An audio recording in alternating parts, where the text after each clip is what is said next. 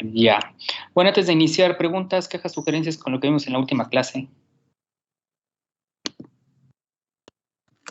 No, todo bien, gracias. Ok. Bueno, vamos a proyectar.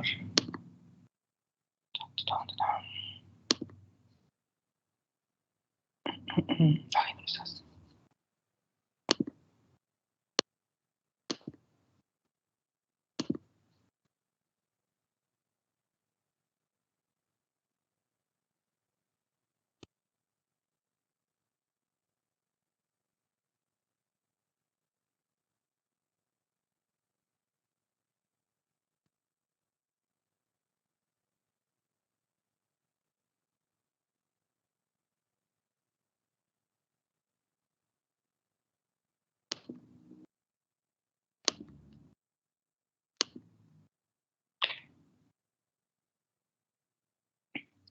Bien,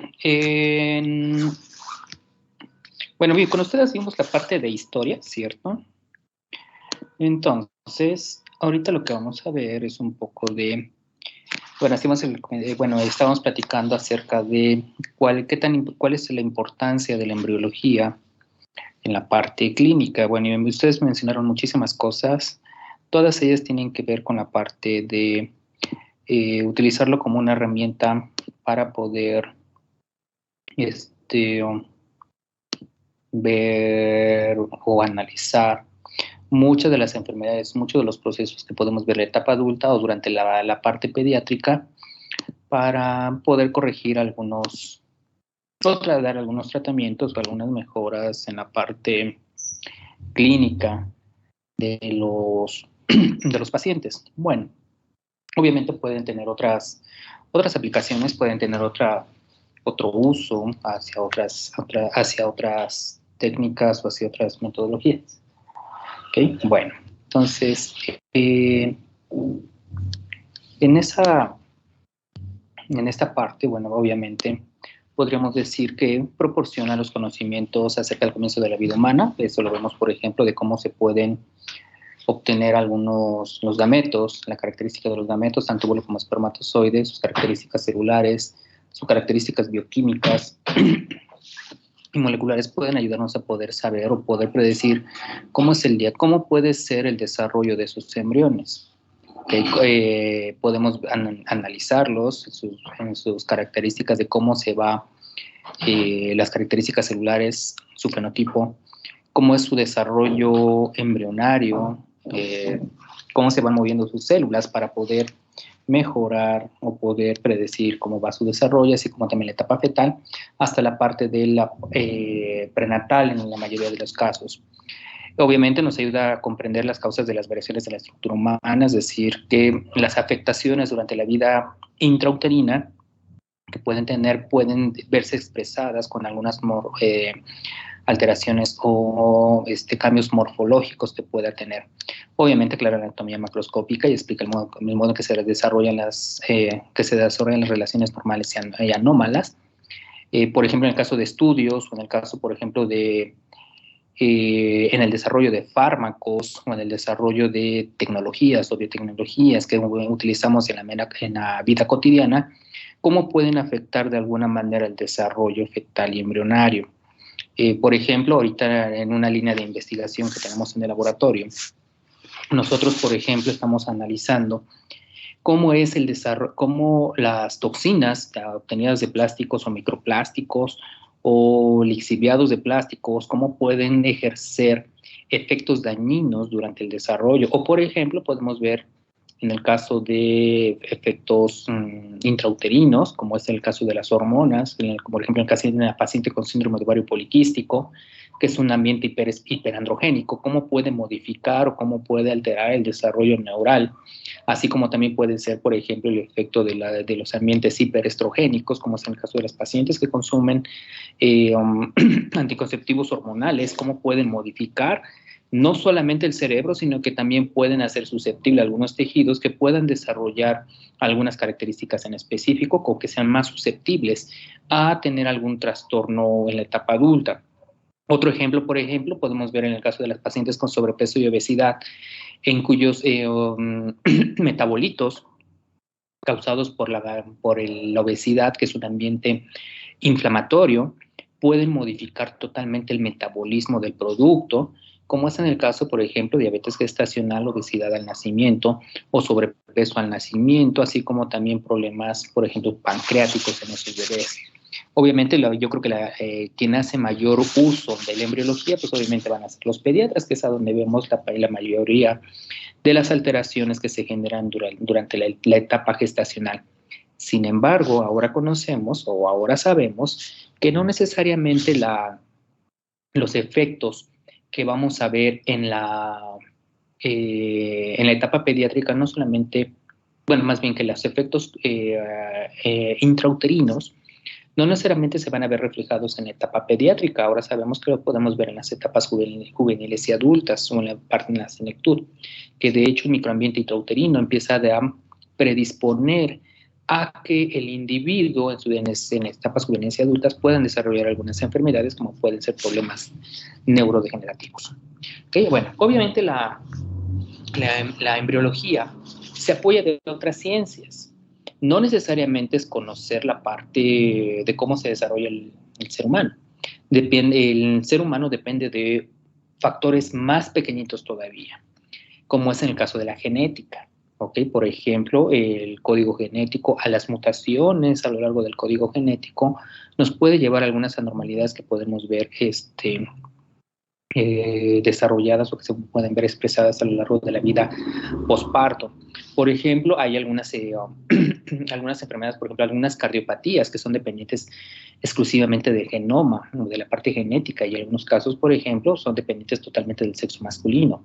No sé si hayan visto por ahí, bueno, en los últimos años hayan visto atletas de alto rendimiento que están haciendo ejercicio, están jugando fútbol o están jugando béisbol o algo así, y de momento se desploman de manera sorpresiva y resulta que mueren de manera inmediata, principalmente por infarto agudo miocardio, ¿okay? Infarto fulminante. En este tipo de pacientes se ha demostrado, bueno, y lo hemos visto más en pacientes varones, bueno, posiblemente por el tipo de deportes que vemos o que son publicitados a lo largo de la televisión, pues obviamente está más relacionado a la parte masculina. Sin embargo, se ha demostrado y se ha encontrado que hay una variación, hay una, ahorita se me olvidó esta parte, este síndrome, que es una patología, una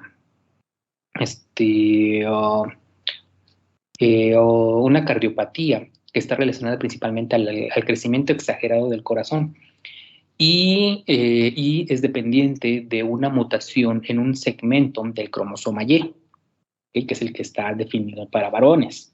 ¿Okay? Entonces, la genética sí juega papeles muy importantes y bueno, y esa patología la vemos expresada en la etapa adulta. Ahora utilizamos estas herramientas genéticas para poder corregir esas patologías. Por ejemplo, hay una herramienta que se llama CRISPR-Cas9 que me permite hacer modificaciones o ediciones genéticas para poder prevenir esas enfermedades. Ahora ya se hace y se hace en humanos. Es una herramienta fabulosa, se hizo hace un par de años, como 3, 4 años se desarrolló, ya se hace en embriones humanos, no se ha podido llevar a la etapa adulta, pero sí se ha logrado corregir esas anormalidades. Entonces la genética juega un papel muy importante, que es una ciencia de apoyo muy importante para el desarrollo humano. Obviamente no necesariamente, bueno, la genética, pues, yo en lo particular lo considero una ciencia de fe porque, bueno, no podemos ver si realmente estamos haciendo o no la edición, pero lo vemos reflejado en las características celulares. Como por ejemplo, cómo se van modificando las células, cómo van cambiando de morfología, cómo su fisiología va cambiando también con el desarrollo. Entonces, la biología celular también es una de las herramientas de mucho apoyo para la embriología, a través de la diferenciación celular, como te les comentaba, y aparte de la fisiología celular. ¿Qué es lo que excretan? ¿Cómo lo metabolizan? Es decir, cómo se lo comen, cómo lo metabolizan y cómo lo excretan. Y este tipo de procesos es muy importante para poder definir el estado de salud del embrión. Por ejemplo, ahora yo me atrevo a decirles que yo puedo predecir el sexo del embrión cuando todavía cuando, por ejemplo, morfológicamente no lo podemos determinar, por ejemplo, acuérdense que morfológicamente tenemos un sexo masculino y un sexo femenino, y está caracterizado por la presencia de pene o de una vulva respectivamente, y eso lo vemos en la etapa arriba del 5º mes de gestación, alrededor de la semana 20 de gestación. ¿Ok? Pero yo me atrevo a decir, por ejemplo, que podemos predecirla exactamente a la concepción. De hecho, desde que se fecunda el embrión, las primeras 24 horas puedo determinar el sexo del embrión, simplemente por saber cómo lo metabolizan, cómo es su fisiología. ¿Ok? Y eso se los voy a explicar más adelante para que vean qué divertido es esto. ¿Ok? En la parte de la bioquímica, obviamente, nos utilizamos la parte de las características celulares, obviamente, el metabolismo celular, qué es lo que comen, cómo lo metabolizan y cómo lo excretan. Y de hecho, por ejemplo, puedo determinar el estado de salud a través del metabolismo celular. Por ejemplo, aunque genéticamente podemos determinar algunos síndromes, como el síndrome de Down, también lo podemos determinar de manera metabólica. ¿Ok? Ahora también lo podemos determinar, por ejemplo, con estudios de imagenología.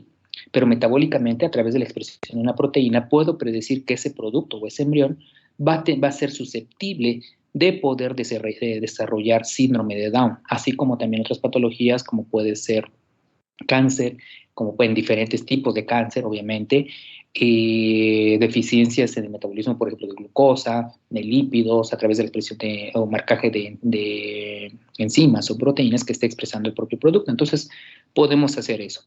Y obviamente hay ciencias más nuevas, más novedosas, como son las ciencias ómicas. ¿Han oído hablar de las ciencias ómicas?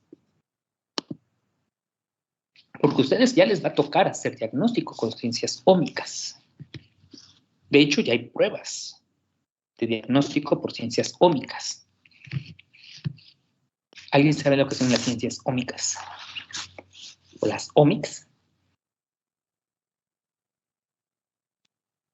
¿No se los enseñaron en bioquímica?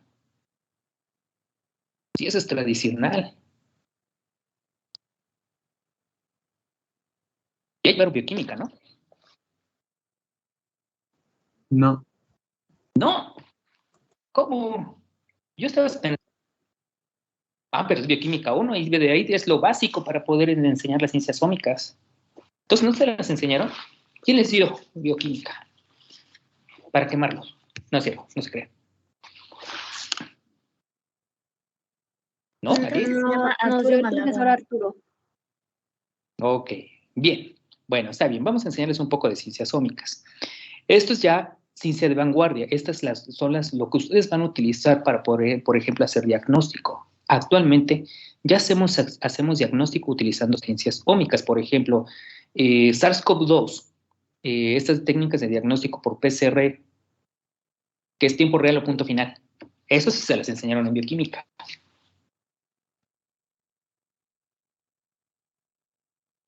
¿Cómo hacen diagnóstico de SARS-CoV-2? Y no me digan que no lo saben porque sí, ya lo ven en Facebook. Por lo menos. Aunque dicen incoherencias, pero por lo menos saben algo. Por PCR o prueba de antígenos. Sí, pero un PCR, ¿qué significa PCR?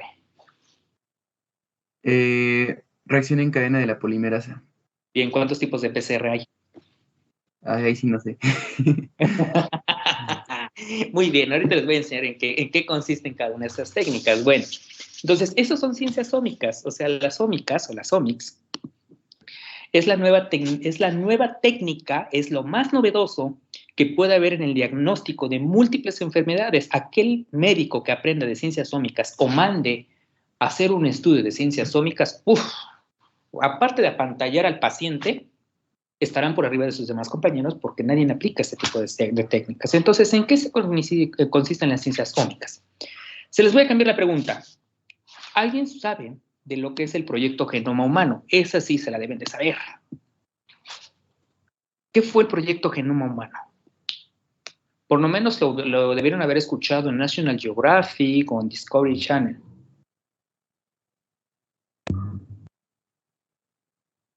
¿No? Creo que es literalmente. Pues era un Levanten la mano, porque tengo dos personas. A ver, levanten la mano, sale. A ver, Adrián.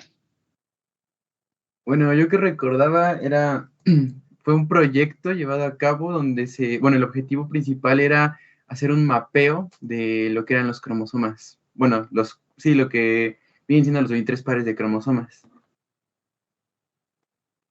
Ok, 33 pares de cromosomas. 23. 23, aguas. Los que tienen 33, por arriba de 33, no, perdón, 31, creo que son los bovinos y los ratones. Bueno, no estoy muy seguro, no me acuerdo, pero sí hay variaciones en el número de cromosomas. ¿Ok? Bien, muy bien, Adrián. ¿Alguien más? Acuérdense que no es por molestarlos, sino quiero que, para que podamos estar en sintonía, para que pueda explicarles. Si no, me regreso y les explico qué es lo que hace cada cosa. Para eso estoy.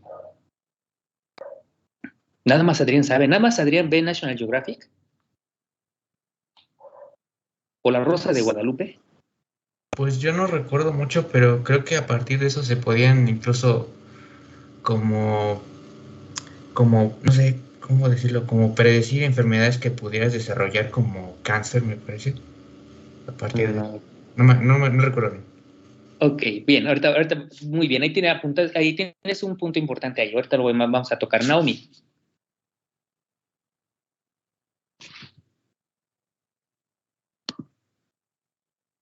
Naomi. Sí, completando lo que dijo mi compañero, pues sí, estas van a determinar pues el fenotipo y supongo que con estas también se pueden hacer algunas mutaciones, ¿no? Alterar al producto. Ok, eso ya es para acá, eso es lo más reciente. Bueno, el proyecto Genoma Humano se desarrolló o se empezó a utilizar más o menos entre 1999 a 2000, en donde un consorcio de muchos centros de investigación a nivel mundial se encargaba el objetivo principal era poder hacer un mapeo, como lo dijo Adrián, un mapeo o más bien analizar toda la secuencia de todo el genoma humano, ¿ok? No de todo, bueno, de los cromosomas involucraría todo el genoma humano, ¿ok? De todo el material genético del humano. ¿Con qué finalidad? Lo primero era descifrar cómo se lee, o sea, qué es lo que había, ¿okay? Cómo estaba el código genético y si era homogéneo o tenía diferencias entre las diferentes razas humanas, ¿okay? Eso es el objetivo y eso se concluyó en el 2001, si no mal lo recuerdo. ¿Okay? En eso consistió el proyecto Genoma Humano. ¿Con qué finalidad? Como lo dijo Irving, de poder predecir algunas enfermedades o mutaciones o variaciones como cáncer, como diabetes, todas las variedades de cáncer, mutaciones o enfermedades que estuvieran relacionadas a ese código genético, cómo se iban mutando, con qué final. Bueno, ese es uno de los objetivos del proyecto Genoma Humano, y que en la actualidad, como lo dijo Naomi, poder hacer ediciones, poder modificar o poder corregir algunas enfermedades. Que esto último que dijo Naomi, ya lo estamos haciendo, pero tiene un par de años, eso es muy, muy nuevo. Obviamente con desarrollos biotecnológicos. Bueno, a partir del proyecto Genoma Humano,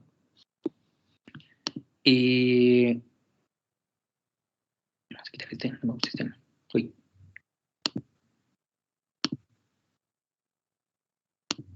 ¿Qué pasó? ¿Qué hice?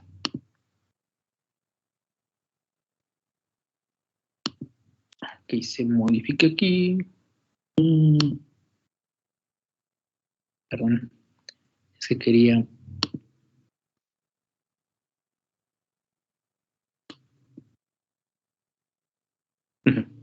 Ok, con la parte del proyecto Genoma Humano, se desarrollaron algunas técnicas como es la genómica, ¿ok? Bueno, las ciencias ómicas. La genómica se encarga de poder estudiar los genes, ¿ok? Por ejemplo, ¿cuántos genes tenemos? ¿Cuántos genes tenemos? ¿Alguien tiene alguna idea? Los genes son secuencias de material genético que están codificadas para poder expresar una proteína que va a darme unas características. ¿Ustedes cuántos genes creen que tiene el humano? Echen un número, el que ustedes quieran.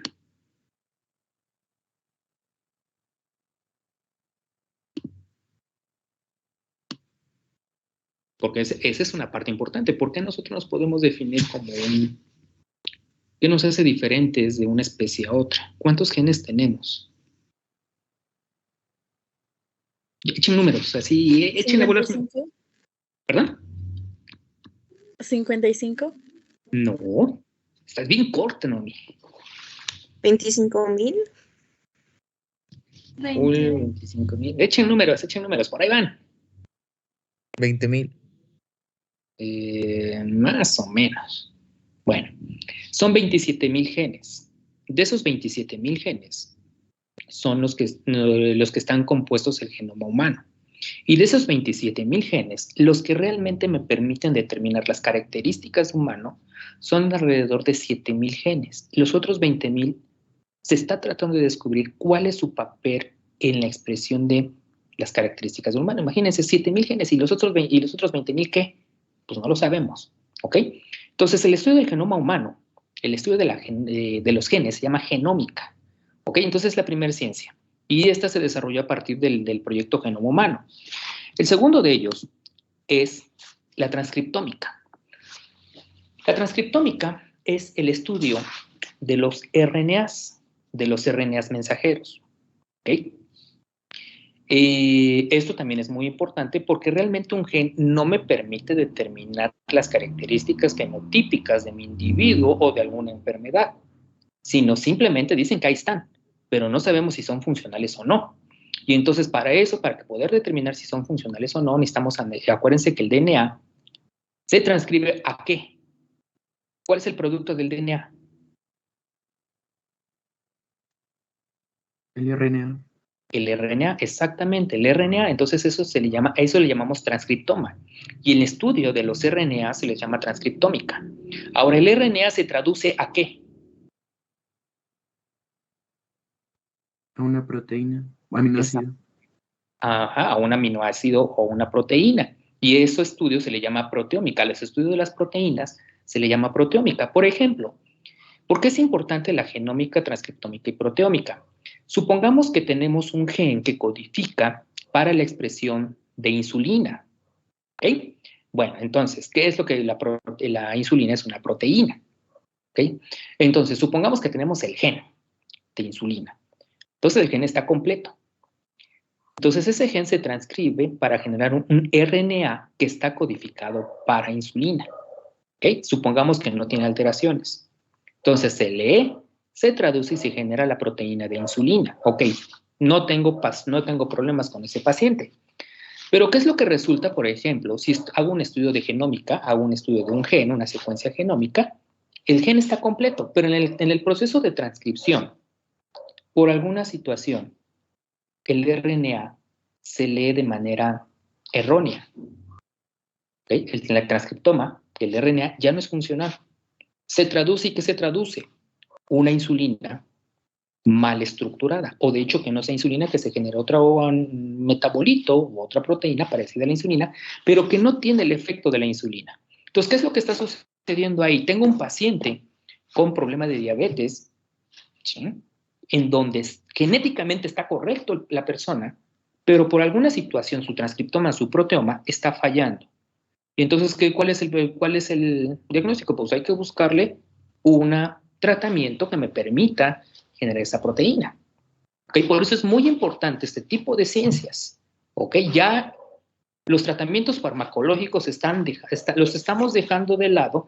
¿Por qué? Porque para nosotros es más fácil poder hacer un diagnóstico genético, transcriptómico y proteómico de mi paciente y entonces poder hacer un tratamiento clínico dirigido. Ya no tengo que estarle buscando a mi paciente, preguntándole, experimentando con él cuál es el mejor tratamiento para él. Simplemente hago un estudio genómico, transcriptómico y proteómico, digo dónde está el error y sobre eso mando un tratamiento dirigido para ese paciente y yo ya no vuelvo a ver a ese paciente en los próximos 2, 3 años. ¿Por qué? Porque ya tengo el tratamiento y estoy curando a ese paciente de manera directa. Ya no le estoy dando haciendo vueltas y vueltas y vueltas. Por eso es muy importante en el caso de que los médicos actuales utilicen técnicas biomoleculares de diagnóstico genético molecular para que el paciente tenga el mejor beneficio y un tratamiento más dirigido, mejor dirigido y asertivo para el padecimiento que tenga. Por eso es muy importante las ciencias cómicas.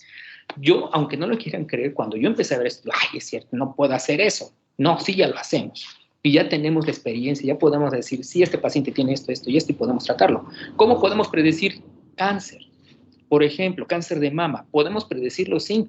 Tenemos un caso muy fortuito, muy bien caracterizado, y es muy publicitado. O sea, me imagino que sí conocen a Angelina Jolie, ¿cierto?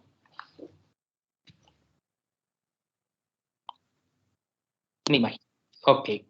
Bien, Angelina Jolie se hizo un estudio genómico y para detectar si era propensa a tener cáncer de mama. Y entonces utilizaron una secuenciación a través de dos genes que se llaman BRCA1 y BRCA2. Esos genes todos los tenemos, tanto varones como mujeres. Sin embargo, en el caso de Angelina Jolie, encontraron una SNPs que se llama Single Nucleotide Polymorphism, un polimorfismo simple de nucleótido. Bueno, es el intercambio de un nucleótido, simplemente hay una variación, es una mutación genética de un solo nucleótido, y eso es suficiente para que la paciente, bueno, en este caso Angelina Jolie, ¿ok?, sea susceptible de desarrollar cáncer. Entonces, ¿qué es lo que hizo Angelina Jolie? Bueno, dijo, ya sí me lo hicieron, yo tengo esa mutación, entonces, ¿qué es lo que voy a hacer? Pues quito el tejido que es susceptible de desarrollar cáncer. Entonces, ¿qué es lo que hizo Angelina Jolie? Se quitó el pezón, simplemente, nada más el pezón, porque ahí es donde se encontraban las células que expresaron esa mutación. Entonces, las ciencias genómicas nos están ayudando a muchísimas cosas. Aquel médico que no aprenda genómica o biología molecular está perdido para los próximos 5 años. Yo me atrevo a decir los próximos 5 años. ¿Okay? Por eso es bien importante ahorita la medicina genómica. Bueno, obviamente hay otras más. Ok, actualmente podemos hacer, por ejemplo, estudios de secretómica. La secretómica se refiere principalmente a cómo las células, dependiendo de su metabolismo, están excretando cosas, las están desechando. Y entonces yo puedo agarrar esos desechos y los puedo analizar y puedo determinar cómo se encuentra el metabolismo. Un caso de esos, por ejemplo, ustedes saben que hacemos como médicos, van a mandar a hacer estudios clínicos, análisis de laboratorios clínicos, como puede ser a través de la orina y a través de las heces fecales o a través de las muestras sanguíneas. Y a través de eso ustedes pueden predecir cómo se encuentra el paciente metabólicamente. Por ejemplo, en el caso de los estudios de lípidos y triglicéridos, colesterol, LDL, HDL, por ejemplo, hemoglobina glicosilada, concentraciones de glucosa en sangre, en ayunos, etcétera. Pueden hacer ese estudio. Ese tipo de estudios, por ejemplo, me permiten poder predecir el estado de salud de mi paciente. A lo mejor de manera externa lo veo de un fenotipo, pero internamente está funcionando su organismo de otra cosa, de otra manera. Y entonces a través de estudios clínicos yo puedo determinar todo eso. Y eso lo hacemos a través de estudios de secretómica. Metabolómica sucede lo mismo. Esto, por ejemplo, la metabolómica lo puede utilizar un nutriólogo. Por ejemplo, poder determinar las concentraciones de carbohidratos que puede consumir el paciente, cómo lo metaboliza y cómo lo va excretando. ¿Ok? Y la otra parte que es más interesante todavía y que nosotros podemos hacer uso en el caso particular de la embriología es la epigenética o epigenómica. La epigenómica se refiere principalmente a cómo los factores ambientales pueden modificar el genoma, el transcriptoma, la proteómica, la secretómica y la metabolómica. Por ejemplo, en el laboratorio donde yo trabajo, tengo un proyecto de investigación en donde una de mis alumnas, que es de maestría, está analizando, por ejemplo, cómo un recipiente de plástico utilizado en un microondas, con simplemente agua, poner un recipiente de plástico, echarle agua, meterle en microondas, y esa agua que sale, dársela a tomar a las crías de ratones, a las hembras principalmente, que ese es en el caso de hembras. ¿Ok? Esa agua, eso es un factor epigenético. ¿Ok? Es decir, el factor ambiental es lo que está consumiendo ese ratoncito. Sorpresivamente nos dimos cuenta de muchas cosas. Una de ellas es que tiene problemas en la ovulación.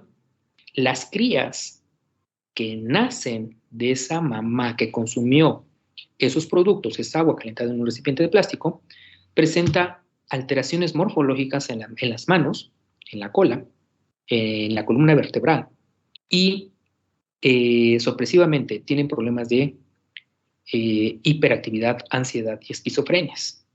¿Okay? Simplemente por consumir agua en un recipiente de plástico, bueno, que la mamá consumió agua calentada en un recipiente de plástico por al menos 30 días. ¿Qué es lo que está sucediendo en la actualidad con los humanos? Nuestros abuelos, nuestros papás, estuvieron en la revolución de los plastificantes. Muchísimos de nosotros, principalmente algunos foráneos que vamos a tener en la ciudad, bueno, yo también en algún momento fui foráneo, vamos al supermercado, se nos hace más fácil comprar un alimento enlatado o que ha estado calentándose en los exhibidores por muchísimo tiempo en un recipiente de plástico. O somos tan flojos que agarramos un vaso de agua, perdón, un vaso de plástico, le echamos agua y lo calentamos para el café o para el té. O vamos a ser todavía más flojos, vamos y nos compramos una Maruchan o una Nissin que tiene un recipiente de unicel. ¿Qué es lo que hacemos? Agarramos y le levantamos, le echamos agua, la metemos en microondas, esperamos que se cosa y nos estamos comiendo. Lo que estamos consumiendo es una gran cantidad de plastificantes. Y esos plastificantes van a tener repercusiones sobre nuestros gametos, tanto en el óvulo como en el espermatozoide. ¿Ok? Ya lo estamos comprobando, ya hay muchísimos trabajos al respecto. ¿Okay? Entonces, eso es epigenómica, factores ambientales. Y hablemos de otras cosas, por ejemplo, tabaquismo, alcoholismo, drogadicción, estado emocional de los pacientes, hasta porque la mosca te pasó enfrente te va a generar alguna mutación, vamos a decir, pero eso ahora se le llama epigenómica. Los fármacos que consumimos, por ejemplo, ahorita, por ejemplo, lo que está interesante, bueno, no tenemos todavía datos aún, si realmente la vacuna que se están utilizando puede generar modificaciones sobre el desarrollo embrionario. Sabemos que el virus sí está generando alteraciones. Un caso de esos, por ejemplo, tenemos en el caso de virus Zika, que genera mutaciones o alteraciones, bueno, no mutaciones, malformaciones en el desarrollo fetal. Bioquímicamente o molecularmente todavía está desconocida esa parte, ¿ok? Pero esto se le llama epigenómica. Factores externos que me pueden modificar la parte de los genes, la parte de la transcriptómica y la parte de la protómica. Entonces son ciencias muy nuevas que se tienen que ir aplicando en la actualidad. Y entonces aquel médico que no aprenda biología molecular, pues está perdido. ¿Ok? Preguntas que tengan en esto. Ya saben, levanten la mano.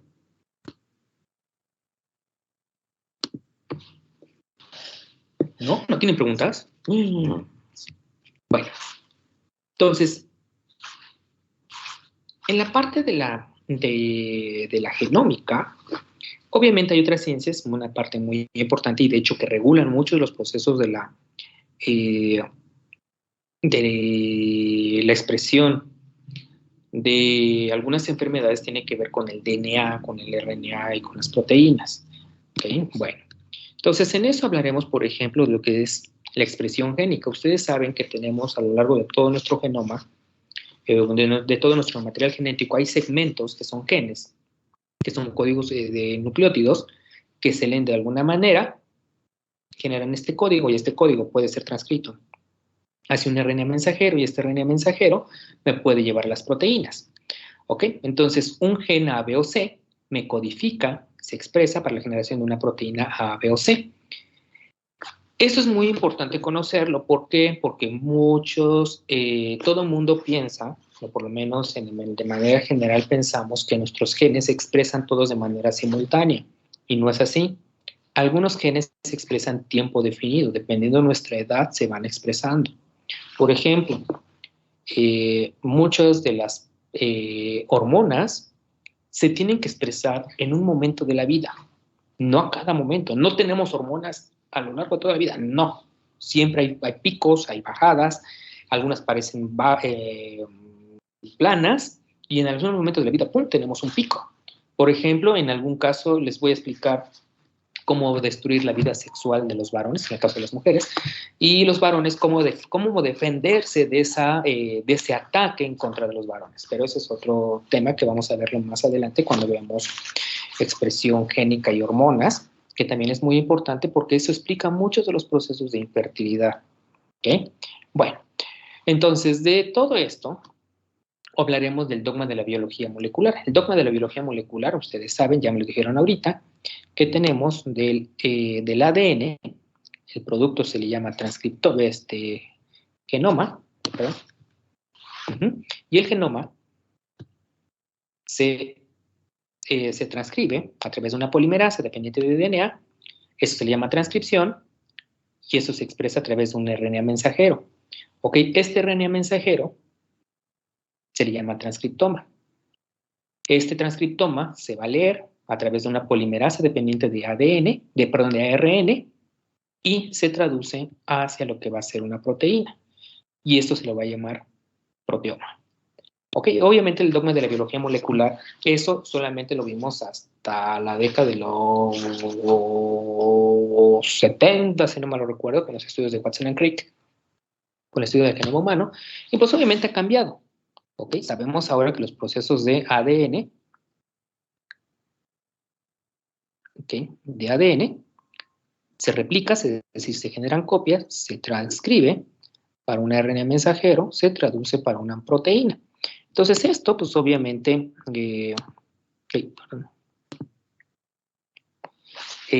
ha ido cambiando. Esto en la década de los 70. Las modificaciones posteriores, pues obviamente, la de la replicación, ahí el ADN se transcribe el ARN, se traduce para una proteína, pero el ARN se replica también. ¿Ok? Y de hecho, del ARN se puede hacer una transcripción hacia la formación de ADN. ¿Ok? Se le llama transcripción inversa. Muchos de los virus que tenemos en la actualidad hacen este proceso.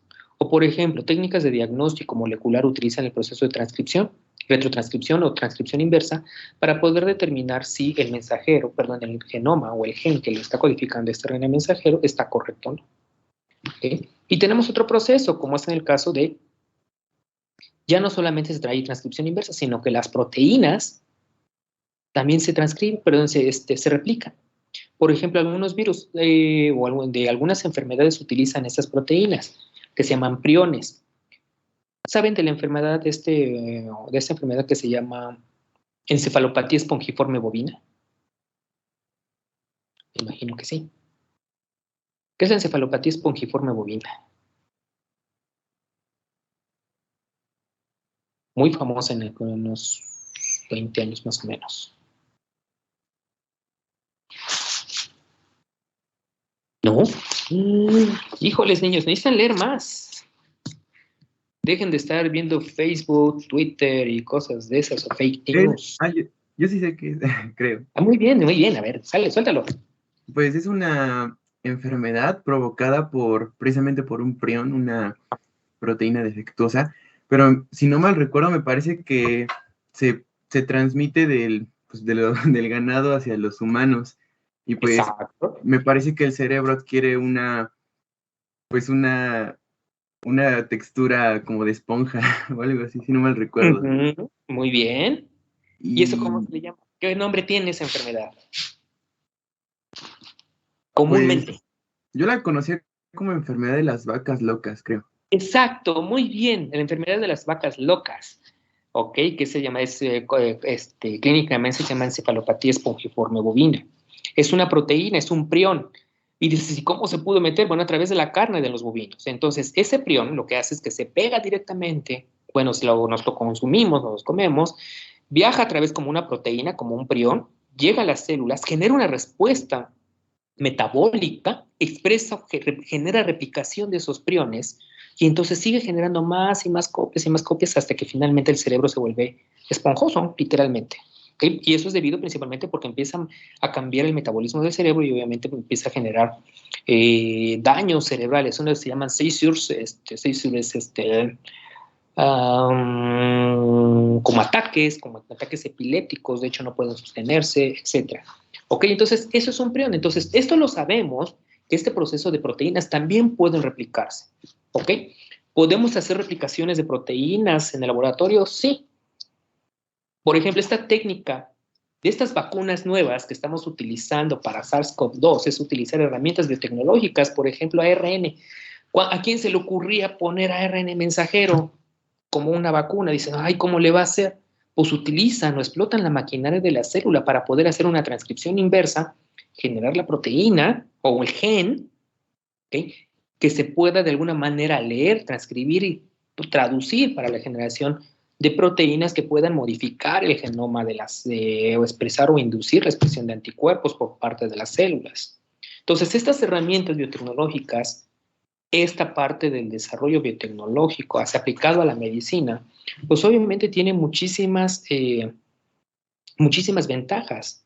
¿Okay? Entonces, por eso el caso del médico es impresionante, es necesario que pueda leer, comprender y utilizar estas herramientas en beneficio del paciente. ¿Okay? Bueno, Obviamente hay otros procesos. Hay otras cosas como son los microRNAs o RNAs de interferencia, que se le llamamos terapias genéticas o terapias genómicas. ¿Cuántos tipos de RNAs conocen? Solo existen 3, ¿no? 3, ok. ¿Cuáles son esos 3? El de transcripción, el mensajero y el ribosomal. Bien, ok. Bueno, esos 3 ya son de cajón. Ok. Hace unos 25 años se descubrieron otros 2 RNAs mensajeros, que son los RNAs genómicos y los RNAs de interferencia o los microRNAs. Los RNAs genómicos son aquellos, por ejemplo, que constituyen parte de los virus. Por ejemplo, si el virus de influenza utiliza un RNA genómico que traduce generalmente para las proteínas que van a formar parte de la estructura de la estructura genómica del propio virus. Entonces hay RNAs genómicos. ¿Okay? Entonces ahí tenemos un cuarto tipo de RNA.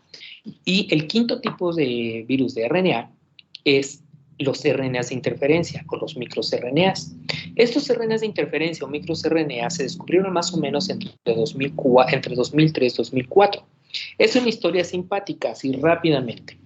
En Holanda, ustedes saben que una de las atracciones que tiene Holanda es la producción de tulipanes. Entonces tienen tulipanes rojos, azules, amarillos, de todos, de colores que se puede haber.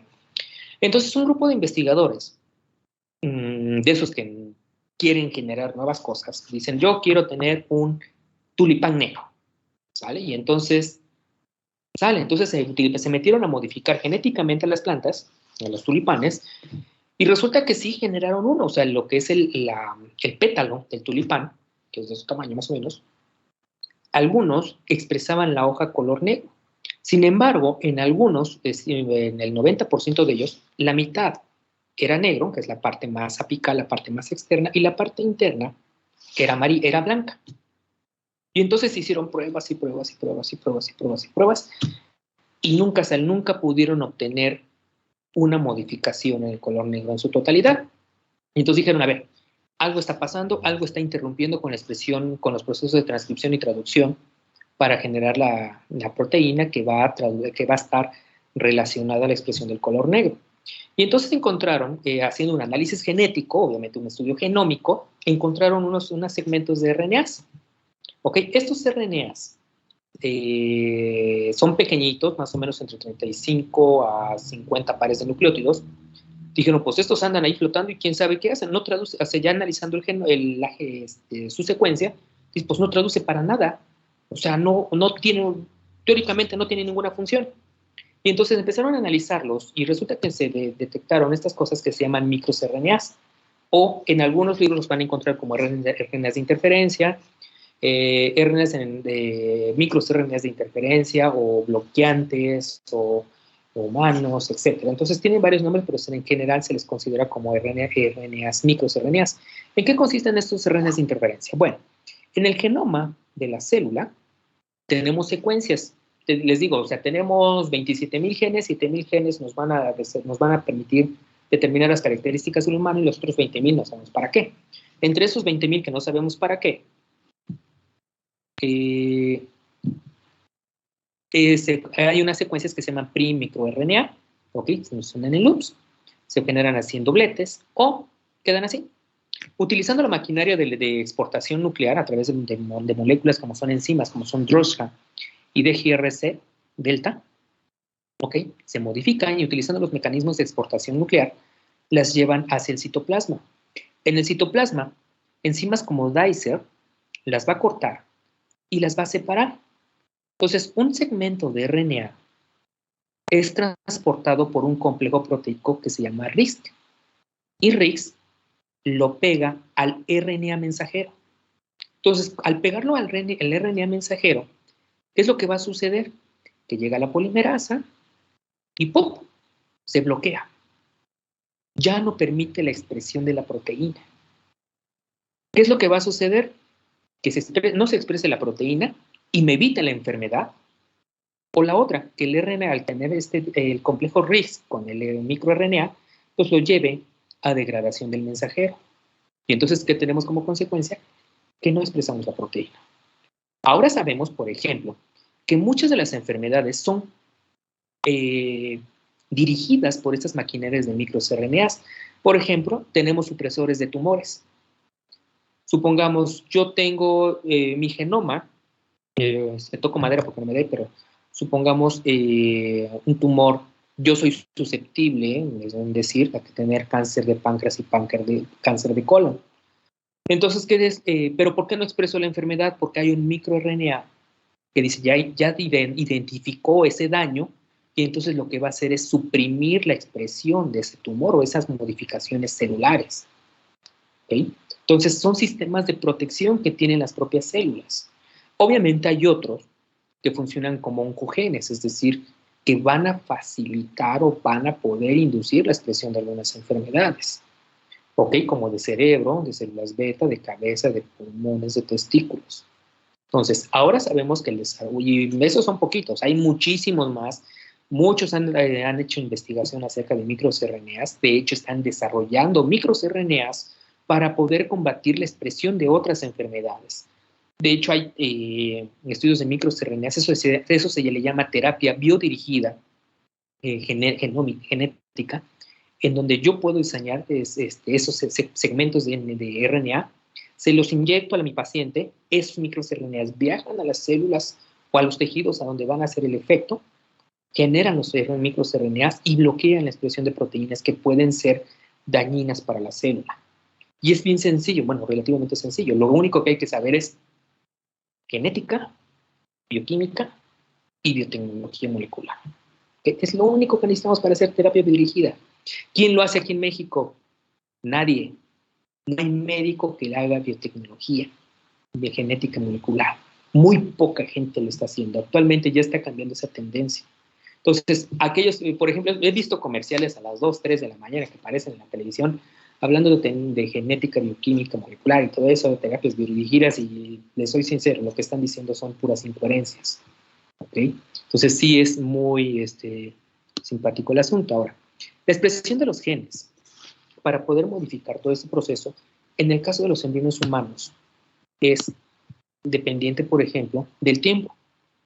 Nuestras características genéticas, lo que nos hacen de ser un óvulo entre el espermatozoide, el desarrollo de las células hasta formar una etapa adulta, es tiempo específico de la expresión de algunos genes. Por ejemplo, los que están aquí en rojo es la de la maduración, la sobreexpresión de genes. Por ejemplo, en un óvulo inmaduro y durante la fertilización, pues obviamente sí hay cambios, o sea, se tienen que expresar genes o proteínas para poder tener lo necesario para el desarrollo embrionario. Cuando se fecunda, pues obviamente pues nada. Pero cuando empieza el proceso de división celular, que como podemos verlo aquí, pueden ver las modificaciones que hay en expresión génica. Algunos se van a encender, otros se van a apagar, algunos parecen nudos, no presentan actividad, y algunos se apagan. Nuestra expresión, la expresión de muchas de nuestras características fenotípicas, depende del tiempo. Por ejemplo, ¿cuándo se diferencian las células del cerebro? ¿Cuándo se diferencian los brazos? ¿Cuándo se diferencian las piernas? ¿Cuándo se forma el corazón? ¿Okay? Todo eso depende de genes. Y los genes se van expresando en tiempo específico. Si yo modifico la expresión de esos genes, lo que voy a tener como el tiempo en que se van a expresar, lo que yo voy a generar son malformaciones. Por ejemplo, para que se puedan cerrar el tubo neural para la formación del cerebro, requieren de una proteína. Y esta proteína es el ácido fólico. Entonces, si mi paciente tiene deficiencias en ácido fólico, no es suficiente para poder inducir la maquinaria o poder inducir la expresión de genes que van a estar encargados de poder cerrar el tubo neural.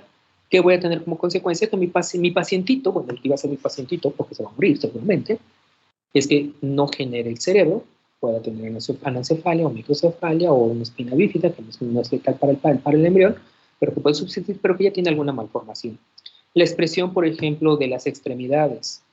Por ejemplo, hay fármacos que inhiben la expresión génica, como puede ser en el caso de los brazos o de las piernas, que se llaman amelia o meromelia, que pueden ser tanto extremidades superiores e inferiores. ¿Qué lo puede causar? Fármacos que se utilizan para omitir el vómito. ¿Ok? Las extremidades se expresan en la 4ª semana de gestación. ¿Ok? Entonces, más o menos en esa semana, en la 4ª semana de gestación, pues obviamente es cuando son susceptibles, por ejemplo, a los vómitos, a los mareos y cosas de esas. Entonces, hubo fármacos en la década de los 60, 70, uno de ellos es talidomida, que inhibían los vómitos y las náuseas. ¿Qué tuvo como consecuencia con esos niños que presentaron que no se vieron la expresión de las extremidades a través de un gen que se llama SOX9? Y entonces ya se evitó la expresión de esas extremidades. Entonces los niños nacieron con meromelia. ¿Okay? En perros y en gatos no pasaba nada, pero en humanos sí. Diferencias genéticas. ¿Okay? Pero ese tipo de enfermedades están dadas principalmente por la expresión génica, que es tiempo específico y momento específico. Y lo vamos a ver a lo largo de todo el desarrollo de la embriología. ¿Ok? Ahora, muchas de las enfermedades podemos hacer diagnóstico, podemos saber qué pueden tener. A través del diagnóstico genético preimplantacional, es decir, antes de que se implante el embrión, puedo hacer un estudio genético y puedo saber ese embrión qué enfermedades puede tener. Lo que sí no sé, bueno, ya sí lo podemos hacer, pero éticamente no se hace, que es, por ejemplo, determinar el color de cabello, el color de la piel, la estatura, cosas así. ¿Las podemos modificar? Sí. Éticamente no, pero sí podemos determinarlas. ¿Ok? Bueno, por ejemplo, bueno, se me olvidó brincar.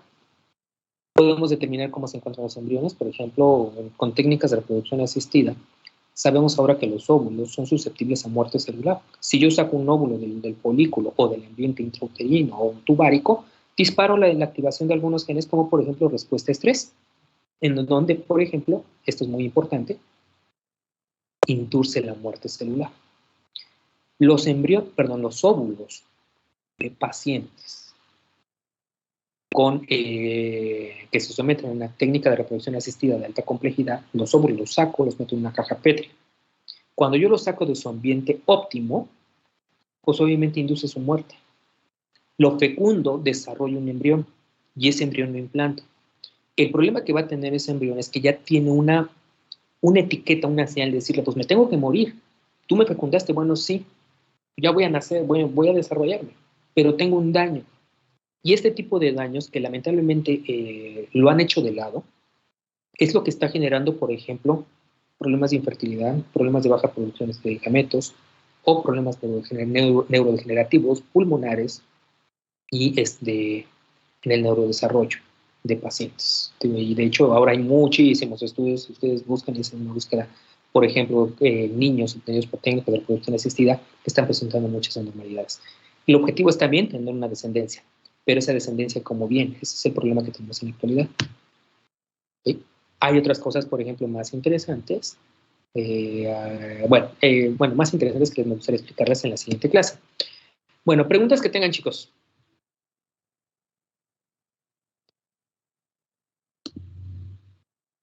Levanten la mano.